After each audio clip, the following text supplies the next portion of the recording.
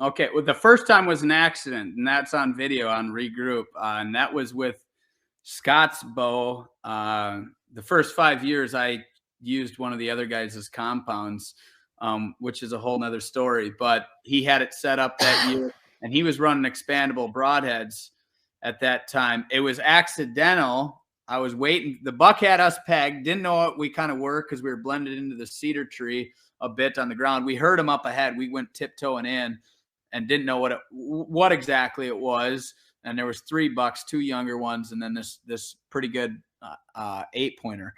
And he come right up the pipe like he'd kind of want him, but he caught us and was like, what the heck is it? He just couldn't quite make out what it was. And I was already at full draw, and I didn't feel good on the shot because it was a head-on or mainly head-on. Sure. And I had never taken that shot, just heard all the stories over the years, about not taking that shot.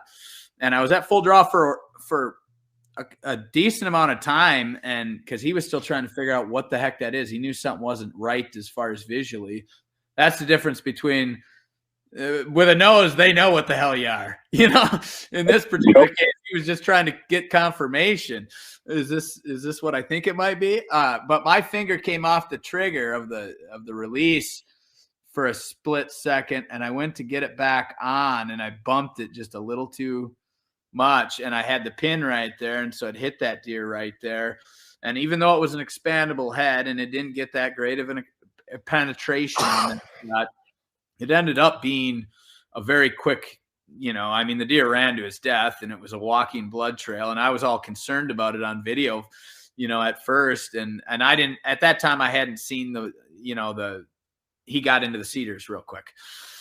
So I didn't see what a devastating effect it had on him until we got on the blood trail and walked up. And I was like, I'm going to have to rethink this just a little bit. And so, from that point on, we started kind of, in situations taking that shot, and it, to this day, we haven't lost one yet on a head-on shot.